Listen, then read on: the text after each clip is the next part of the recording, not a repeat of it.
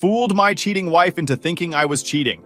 She filed for divorce but got reality check when she walked away with nothing. All right, Reddit, buckle up because this story is wild. My wife spent months sneaking around behind my back, and when I figured it out, I didn't confront her. Instead, I made her think I was the cheater. She filed for divorce thinking she'd nail me to the wall and take everything.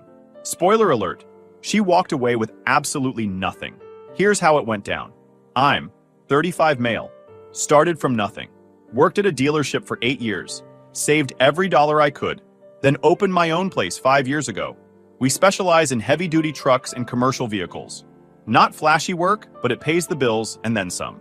The shop's got 4 bays, 3 full-time mechanics working for me, and a solid reputation with local trucking companies.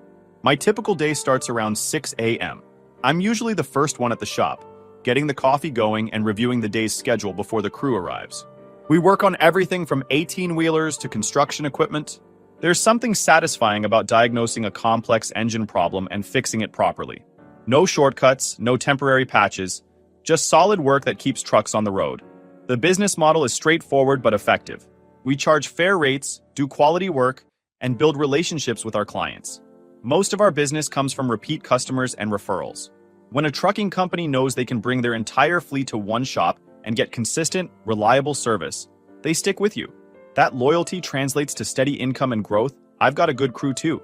3 mechanics who've been with me for years, each with their own specialties.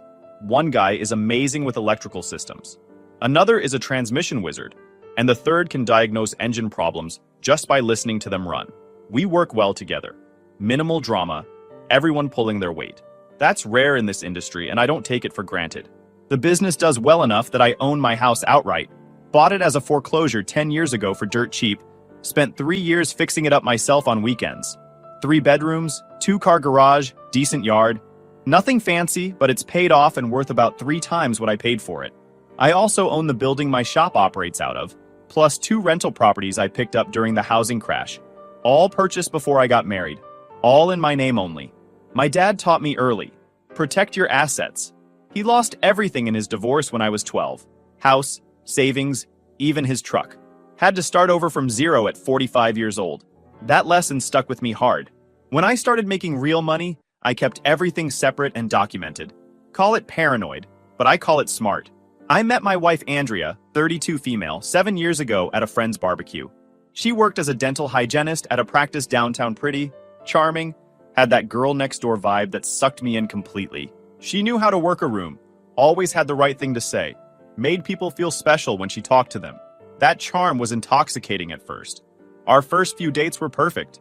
She seemed genuinely interested in my work, asked thoughtful questions about the shop, laughed at my jokes. We'd go to dinner, catch movies, take drives out to Red Rock Canyon on weekends. Normal dating stuff that felt easy and natural. She was attentive, responsive, made me feel like I was the most interesting guy she'd ever met. We dated for a year before I proposed. The proposal wasn't anything fancy. Took her to this overlook spot outside the city where you could see the whole valley lit up at night. Had the ring in my pocket. Gave her this whole speech about building a future together. She cried, said yes immediately, called her mom before we even got back to the car. Looking back, I should have seen the red flags during our engagement. But when you're in it, you miss things. Or maybe you see them but convince yourself they're not important. The first red flag was how she reacted to my prenup requirement. When I told her we needed one before getting married, she threw a fit tears, accusations about not trusting her, threats to call off the wedding. Her mom got involved, calling me paranoid and controlling. We had multiple arguments about it, each one more heated than the last. If you loved me, you wouldn't need a prenup, she'd say, crying on the couch. If you love me, you'll understand why I need to protect what I built, I'd respond. The standoff lasted 3 weeks. Her family pressured me constantly. Her dad pulled me aside at a family dinner, told me I was being unreasonable, that real men don't make their future wives sign legal documents. Her sister called me at work to lecture me about trust and commitment. But I held firm. My assets before marriage stayed mine. Anything we built together would be split fairly. She eventually signed, but the resentment never really went away. I could see it in her eyes during the ceremony. This feeling that I'd forced her into something she didn't want should have been another warning sign. For the first few years, things were decent enough. We had our routines. I worked long hours at the shop. She had her dental practice schedule. We'd have dinner together most nights. Take a camping trip every summer to Lake Mead or up to Mount Charleston. Normal married life, or at least what I thought normal married life looked like. She'd pack lunches for me sometimes, those first couple years. Leave little notes in the bag with smiley faces and messages like, "Have a great day," or "Can't wait to see you tonight." Small gestures that made me think we were building something solid. We'd have friends over for barbecues on weekends. She was good at hosting, making sure everyone had drinks, keeping conversations flowing. People would tell me how lucky I was. What a great wife I had. I believed them because I wanted to believe them. She moved into my house, contributed to groceries and utilities, but never paid actual rent or mortgage since the house was already paid off. Andrea had expensive taste, though. Designer purses, salon appointments every other week, girls' trips to Las Vegas with her friends. I didn't mind at first. She worked. She could spend her money however she wanted. But gradually her spending outpaced her income. Credit cards got maxed out. Then she started asking me to cover her payments. I drew a line there, gave her money for essentials when she needed it, but I wasn't funding shopping sprees. That created tension. She'd make comments about me being cheap, about how other husbands treated their wives better. Her friend group didn't help. They were all married to guys in tech or finance, posting Instagram photos from expensive vacations and showing off jewelry. Andrea felt like she was missing out, and somehow that became my fault. The real trouble started about 8 months ago. Andrea's behavior changed in subtle ways. She started dressing nicer for work, taking extra time with her makeup, would spend 30 minutes in front of the mirror instead of her usual 10 new outfits appeared in her closet. Clothes I'd never seen before, still with tags on them, charged to credit cards I didn't monitor. She started going to the gym 5 days a week when she'd barely gone once a month before. Suddenly she was doing yoga classes, spin classes, personal training sessions. Her phone became her constant companion, always face down on the table, always on silent. She'd check it compulsively, dozens of times an hour, with this little smile that told me someone was making her happy. I'm not naturally suspicious, but patterns emerge when you pay attention. She started working late more often. At least, that's what she claimed. A dental hygienist working until 9 p.m. multiple nights a week? That didn't add up. Dental practices closed by 6 p.m. at the latest. When I'd ask about it, she'd get defensive, snap at me about not trusting her. "Why are you interrogating me? Don't you trust me?" she'd say, turning the question back on me. Classic deflection. When someone accuses you of not trusting them instead of just answering a simple question, that's usually because they're hiding something. I'd seen this pattern before with friends whose wives had cheated. The playbook is always the same. Then came the girls' nights. Suddenly, Andrea was going out every Friday. Sometimes Saturdays too, always vague about where they were going. Sometimes it was drinks, sometimes dinner, sometimes a movie. But she'd come home after midnight, slightly disheveled, with stories that never quite added up. Just out for drinks, or dinner and maybe a movie, she'd say when I asked where she'd been. When I'd ask which friends, she'd list names. Jessica, Lauren, Brittany. But when I casually mentioned one of those friends to my buddy whose wife was supposedly there too, turns out that friend hadn't seen Andrea in months. The lies were getting sloppy, or maybe she just didn't care anymore if I caught on. The overnight trips were the real giveaway. 3 weekends in 2 months, Andrea had these sudden work conferences for continuing education credits. Dental hygienists do need continuing education, but 3 in 2 months seemed excessive. Plus, she'd come back from these trips looking refreshed and happy, in a way she never looked. After being around me. I didn't panic or confront her. Instead, I did what I do with engines that aren't running right. I diagnosed the problem systematically, started paying attention to patterns, checked our cell phone bill online, and noticed a number she texted constantly. Hundreds of messages, many of them late at night. I didn't recognize the number. Her car gave me more clues. Andrea drove a Honda Accord I'd helped her buy 3 years ago. One Saturday, while she was at one of her mysterious girls' nights, I checked her car's navigation history. Found addresses I didn't recognize, a condo complex across town, a restaurant in Henderson, a hotel near the airport. All places she'd been multiple times but never mentioned I could have hired someone to follow her. But that felt like overkill. The evidence was already clear. My wife was having an affair. The question wasn't if, but with who and for how long. More importantly, what was I going to do about it? Confronting her directly would have just led to denials and gaslighting. She'd cry, make excuses, maybe promise to work on our marriage. We'd do therapy where she'd play the victim, and eventually we'd end up divorced anyway, with her claiming I was controlling and suspicious. I'd seen that playbook before, with friends who'd been through it. So I decided on a different approach. If Andrea wanted to sneak around, fine. But I was going to make her think I was doing the same thing. I was going to make her believe I was cheating. Let her file for divorce thinking she'd catch me red-handed. and then reveal the truth when it was too late for her to back out. The plan required patience and careful execution. I started laying groundwork immediately. First, I created a fake affair. Not with a real person, obviously, but I needed Andrea to believe I was seeing someone. I started staying late at the shop more often, sending myself text messages from a burner phone I bought specifically for this purpose.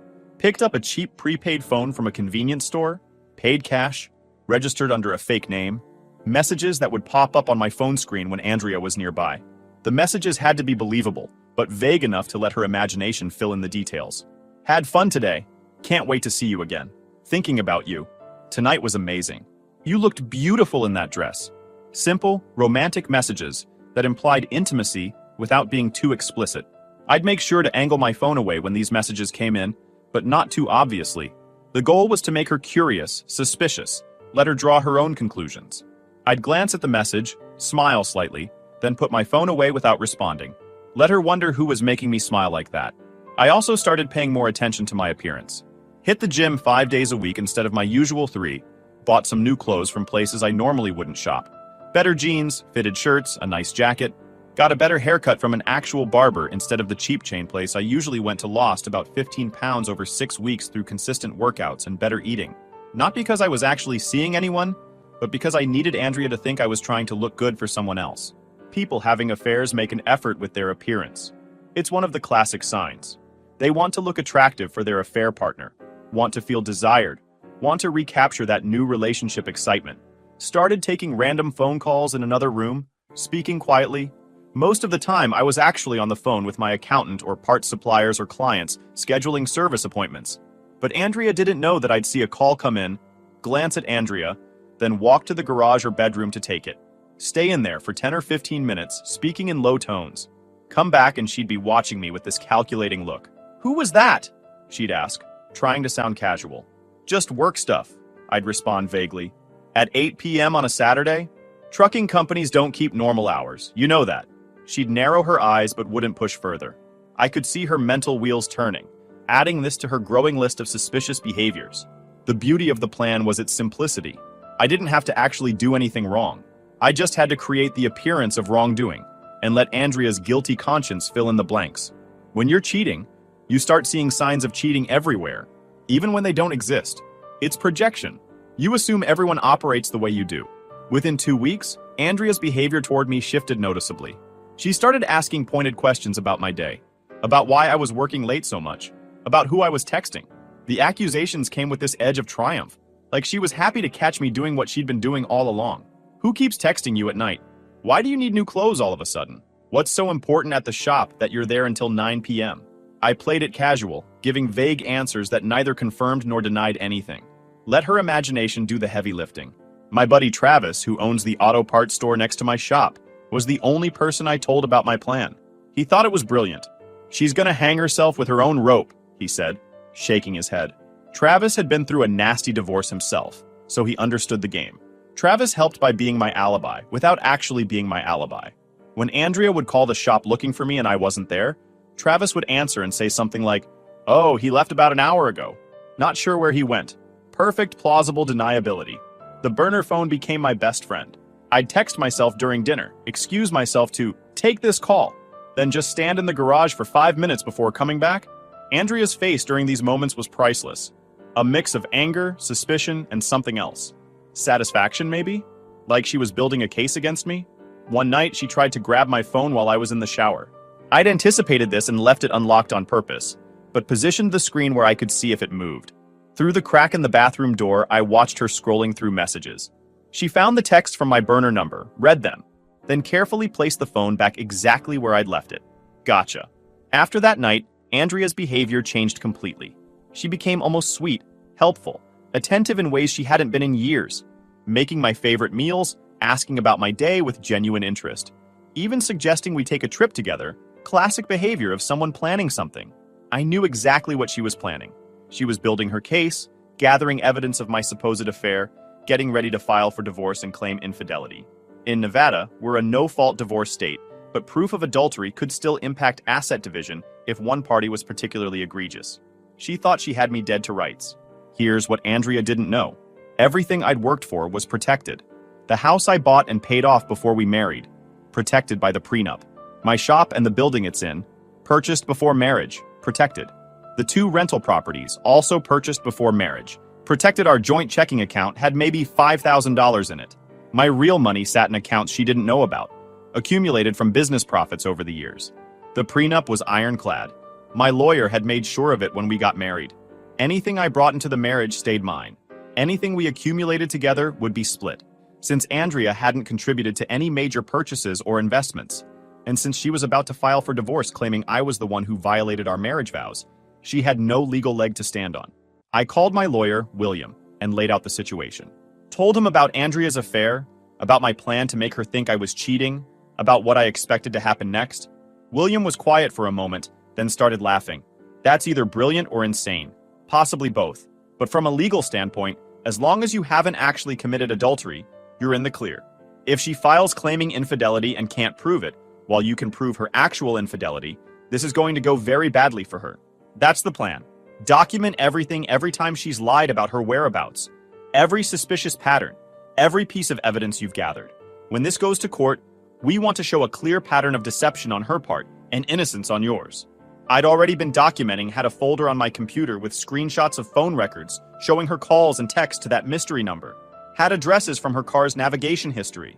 Had credit card statements showing purchases at restaurants and hotels on days she'd claimed to be at work or with girlfriends. The evidence was overwhelming. The waiting game continued for another month. I kept up my fake affair performance, while Andrea kept up hers. We were 2 actors in a play, both pretending to be faithful while secretly believing the other was cheating. The difference was, my act was just that, an act. Hers was real. Travis would call me during this period just to check in. How's the performance going? She took the bait completely. I give it 2 more weeks before she makes her move. What if she doesn't? Then I'll force the issue. But my money says she can't wait much longer. She thinks she's got me cornered. I was right. 3 weeks later, on a Tuesday morning, I got served divorce papers at the shop. The process server showed up around 10 a.m. while I was under a Peterbilt doing an oil change. Are you Anthony Hayes? I confirmed I was, and he handed me the envelope. You've been served. I took my time reading through the papers Andrea was filing for divorce on grounds of irreconcilable differences. But the attached declaration was full of accusations about my supposed infidelity. She claimed I'd been emotionally distant, working excessive hours, receiving suspicious phone calls, and showing signs of an affair. She was requesting half of all marital assets and spousal support. I couldn't help but smile. She'd walked right into it. Called William immediately. Just got served. Perfect. Are you ready to respond? Absolutely. Let's show her what real evidence looks like. My response to Andrea's divorce petition was filed within a week. Unlike her vague accusations, mine came with hard evidence phone records showing hundreds of calls and texts between her and that mystery number, which William's paralegal had traced to a guy named Kyle, who worked in sales at a medical supply company. Kyle was married too, by the way. Andrea had been having an affair with a married man. We included printouts from her car's navigation showing repeated trips to Kyle's condo. The address appeared 17 times over 3 months. Credit card statements showing hotel rooms charged to her personal card on nights she'd claimed to be at conferences. The Marriott downtown, the Hilton near the airport, even a boutique hotel in Henderson. Hundreds of dollars per night, multiple nights per month. Found some Instagram photos she'd posted from one of her work trips that were geotagged at a resort in Scottsdale. A resort that was definitely not hosting any dental hygiene conferences that weekend. She'd posted pictures of fancy cocktails and sunset views, tagged the location for everyone to see. Never occurred to her that digital footprints last forever. We also found restaurant receipts. Dinners for 2 at expensive steakhouses, Italian places, that fancy French restaurant downtown where entrees start at $50. All charged to her credit card, all on evenings she'd told me she was working late or out with girlfriends. The financial paper trail was overwhelming. The kicker was our request for Andrea to provide evidence of my supposed affair. Bank statements showing any unusual purchases. Phone records showing suspicious calls. Hotel reservations, restaurant charges, anything concrete. We both knew she had nothing because nothing had happened. Those text messages she'd seen on my phone?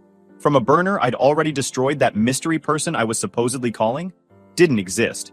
Andrea's lawyer tried to claim I'd deleted evidence, that I'd been careful to cover my tracks. William shot that down immediately by providing my complete phone records from the carrier. All calls, all text for the past year, showing no pattern of communication with anyone except known contacts like Travis, my employees, and parts suppliers. Every single call and text, time-stamped and documented. No hidden numbers, no suspicious patterns, nothing. He also provided my credit card statements showing my spending patterns had remained consistent throughout the marriage. No hotel rooms, no expensive dinners, no suspicious purchases. Just shop supplies, groceries, gas, the same boring, predictable spending I'd always done. You can't prove something that never happened, William told the judge during our first hearing. Meanwhile, we have overwhelming evidence of Mrs. Hayes' actual affair with a married man named Kyle Peterson. If anyone's violated the terms of their marriage, it's her.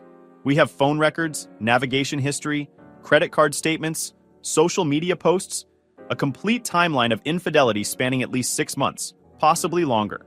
The look on Andrea's face when this came out in court was worth everything. Pure shock mixed with rage. She'd been so convinced she had me, so certain I was the one cheating, that the idea I might have been faithful while she wasn't had apparently never crossed her mind. Her lawyer tried to argue that I'd engaged in emotional manipulation by making her think I was unfaithful. The judge wasn't having it. "Let me understand this correctly," the judge said, looking at Andrea's lawyer over his glasses.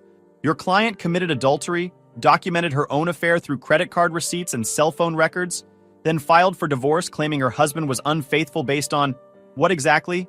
The fact that he worked long hours? That he bought new clothes?" Andrea's lawyer stammered something about suspicious behavior, about how my actions suggested infidelity, even if no proof existed. Suspicion is not evidence, counselor. Meanwhile, we have concrete evidence of your client's affair. Let's move on to the asset division. This is where things got really satisfying. William walked the judge through the prenup, through documentation showing every major asset I owned had been purchased before marriage. The house, deed dated 4 years before we married, the shop building, purchased 3 years before marriage. The rental properties, both acquired during my bachelor days, using money I'd saved while working at the dealership. Andrea's lawyer tried to claim she'd contributed to these assets through her domestic labor and emotional support. The judge asked for documentation. They had none. No receipts showing she'd paid for major repairs or improvements. No evidence she'd contributed financially to anything except routine household expenses, which I'd also mostly covered since my income was higher. What about the appreciation in value? Her lawyer tried. These properties have increased significantly during the marriage. Mrs. Hayes is entitled to half of that increase. William was ready for this. Your Honor, the prenup specifically states that any appreciation of premarital assets remains the property of the owner. This is standard language in premarital agreements throughout Nevada. Mrs. Hayes' attorney reviewed this prenup before she signed it. She entered into this agreement voluntarily, with full knowledge of its terms. The judge reviewed the prenup carefully, then asked Andrea directly, "Mrs. Hayes, did you understand what you were signing when you agreed to this prenuptial agreement?" Andrea, probably on her lawyer's advice, tried to claim she'd been pressured, that she was young and didn't fully understand the implications. The judge wasn't buying it. "Mrs. Hayes, you were 25 years old, a licensed dental hygienist with a college education. The document clearly states in plain English that premarital assets remain separate property. Your signature is notarized, indicating you signed willingly. I'm denying your request to invalidate the prenup." Her face went white. That prenup was her only shot at getting anything significant, and it had just evaporated. The division of assets took about 15 minutes. The house, mine. The shop, mine. The rental properties, mine. The joint checking account with $5,000, we'd split it. Her car, which she'd paid off with her own money, hers. Her 401k from her dental practice job, hers, obviously.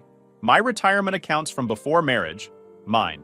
We'd accumulated essentially nothing of value together during the marriage except some furniture and basic household items. The judge ordered those split fairly, meaning I kept what I'd purchased before marriage. She kept what she'd purchased, and we'd figure out the rest ourselves. As for spousal support, denied. The judge noted that Andrea had a professional career earning decent money. She was perfectly capable of supporting herself. The fact that she'd been unfaithful didn't help her case either. Some judges don't care about infidelity in no-fault divorce states, but this particular judge clearly did. The whole process took 4 months from initial filing to final decree. Andrea fought every step of the way, but without evidence or legal standing, she had nothing to fight with. Her affair with Kyle became court record. Kyle's wife found out. I made sure she got copies of all the evidence because she deserved to know. Kyle apparently lost his job over it when his employer found out he'd been using company travel time for personal affairs. Andrea's friends and family tried to paint her as the victim, poor Andrea, manipulated by her cruel husband who made her think he was cheating just to... what exactly? Protect assets that were legally mine anyway? The logic didn't hold up, but people believe what they want to believe. Some mutual friends chose her side, which was fine with me. Anyone who heard the full story and still supported her wasn't someone I wanted in my life anyway. Real friends don't condone cheating, regardless of gender. The day our divorce was finalized, I felt nothing but relief. 7 years with someone who'd been lying to me for most of the last year. 7 years of building a life with someone who was willing to throw it away for a fair excitement. Good riddance. Andrea had to move out of my house within 30 days of the decree. She found an apartment across town, something she could afford on her hygienist salary without my income to supplement it. Heard through the grapevine that she was struggling with the adjustment. Turns out when you're used to living in a paid-off house with someone else covering most of the bills, reality hits hard when you're on your own. The apartment she found was in an older complex on the east side. 1 bedroom, maybe 700 square feet, with thin walls and a parking lot that flooded when it rained. Nothing like the house she'd been living in, rent-free for years. I heard from mutual friends that she was working extra shifts at the dental practice, trying to make ends meet, struggling to adjust to actually having to budget. Kyle never left his wife. Once Andrea was no longer forbidden fruit, once the affair was exposed and had real consequences, he decided his marriage was worth saving after all. Jennifer, his wife, took him back after months of marriage counseling and strict conditions. Andrea ended up alone, in a small apartment, working the same job, with nothing to show for her affair except a destroyed marriage and a reputation in ruins. The social fallout for Andrea was brutal. Her friend group mostly abandoned her once the details came out. Hard to maintain friendships when everyone knows you not only cheated on your husband, but did it with someone else's husband. The dental practice where she worked didn't fire her, but things got awkward. Co-workers who'd been friendly suddenly weren't. Professional relationships cooled noticeably. Her family was furious with her too. Her dad, who'd lectured me about trust and commitment before the wedding, called her stupid and selfish. Her mom stopped talking to her for 3 months. Her sister, who'd always been judgmental, had a field day pointing out Andrea's failures. The family dynamics she'd grown up with completely fractured. Kyle's career took a hit too. His employer didn't fire him, but he got demoted and lost his commission structure. The medical supply company he worked for valued their reputation, and having a sales rep who'd been caught in a very public affair was bad optics. He went from making 6 figures to barely breaking 80,000. His wife made sure everyone in their social circle knew what he'd done. Travis and I grabbed dinner about a week after everything was finalized. He raised his glass in a toast. To the greatest revenge plot I've ever seen. Making her think you were cheating, so she'd file for divorce, then proving she was the actual cheater. That's cold-blooded, man. She made her choices, I just helped her face the consequences faster. Still though, she thought she was going to take you for everything. House, shop, half your rental income. Instead, she walked away with basically nothing. The prenup did the heavy lifting. I just made sure the truth came out at the right time. She thought she had me cornered, thought she could claim I was unfaithful, and use that to invalidate the prenup, or get a better settlement. Instead, her own infidelity destroyed any leverage she might have had. We ate in comfortable silence for a while, watching sports highlights on the bar TV. Travis had been through his own divorce years ago, lost half of everything he'd worked for, because he hadn't protected himself legally. He understood what I'd avoided. You know what the best part is? Travis said eventually. She did all of this to herself. You didn't force her to cheat. You didn't make her lie. You didn't push her to file for divorce with false accusations. She chose every step of this path, and when the consequences showed up, she had nobody to blame but herself. He was right. Every decision Andrea made was hers alone. The affair, the deception, the false accusations in her divorce filing, all her choices. I'd just been strategic about how I responded. Looking back 6 months later, I have zero regrets. My life is objectively better without Andrea. The house feels more like mine now. Rearranged the furniture, painted a couple rooms, turned her home office into a proper workshop for side projects, got a dog, a German Shepherd named Diesel, who's better company than Andrea ever was. The shop is doing better than ever. Turns out all those late nights I'd been faking, I actually started using them for real work after Andrea moved out. Took on some big contracts with trucking companies, expanded services, hired another mechanic. Revenue is up 40% from this time last year. My rental properties are both cash flow positive, tenants are reliable, haven't had any major issues.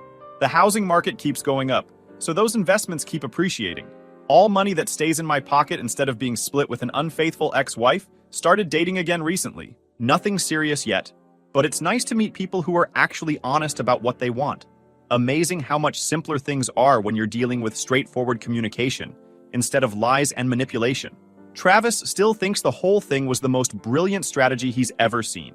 His words: "You got her to voluntarily file for divorce because she thought she'd win, then destroyed her case with evidence of her own cheating. Most guys would have confronted their wife, had a big blowout, then gotten screwed in divorce court anyway. You played chess while she was playing checkers. The only downside is losing 7 years to someone who wasn't worth it, but you can't get time back, so no point dwelling on it. All you can do is learn the lesson and move forward." The lesson for anyone reading this who suspects their spouse is cheating: protect yourself first. Document everything. Don't confront until you have a plan. And if you live in a state with prenups and separate property laws, use them. My dad's mistake with his divorce taught me to protect my assets. Andrea's mistake was thinking I'd be an easy target. She wanted to catch me cheating so she could justify her own affair and take half of everything I'd worked for. Instead, she got caught, got exposed, and walked away with nothing but a failed marriage and a tarnished reputation. Sometimes the best revenge is just letting someone hang themselves with the rope they braided specifically for you. Some people might think what I did was wrong, that I manipulated Andrea by making her think I was unfaithful. Here's my response to that. She was already unfaithful. She was already planning to divorce me. She was already trying to take assets that were never hers. All I did was control the timing and make sure the truth came out in a way that protected me. If Andrea had been honest, if she'd come to me and said she wanted a divorce, we could have handled it quietly and fairly. Instead, she chose deception. She chose to have an affair while pretending everything was fine. She chose to file for divorce with false accusations about my faithfulness. I simply responded to her chess moves with better chess moves. Nothing illegal, nothing unethical. Just strategic thinking and patience. The night the divorce was finalized, I took Diesel for a long walk around my neighborhood. My neighborhood, in my house, that I'd bought with money I'd earned before Andrea was even in my life. The moon was bright, the air was cool, and I felt more at peace than I had in years. Got a text from Andrea that night. One last desperate attempt at communication. "I know you made me think you were cheating. That was cruel. We could have worked things out if you'd just been honest." I stared at that message for a solid minute. The hypocrisy was breathtaking. She'd been lying to me for months, sleeping with another woman's husband, spending our money on hotels for her affair, and I was cruel for creating a fake affair to protect myself? Deleted the message without responding. Blocked her number. Some people never accept responsibility for their actions, always finding someone else to blame. Andrea was one of those people, and her problems weren't mine anymore. These days, life is straightforward. Wake up, work on trucks, come home to my dog, work on personal projects, hang out with real friends, build my business and my future. No drama, no lies, no wondering if the person sleeping next to me is faithful. The shop keeps me busy in the best way. This morning, I diagnosed a transmission issue on a Mack truck that 3 other shops had failed to fix properly. Customer was ecstatic. Said he'd recommend us to everyone he knew. That's the kind of reputation you build with honest work and attention to detail. If you enjoyed this video, please hit that subscribe button. It really helps the channel and help us bring you more and better stories. Thanks.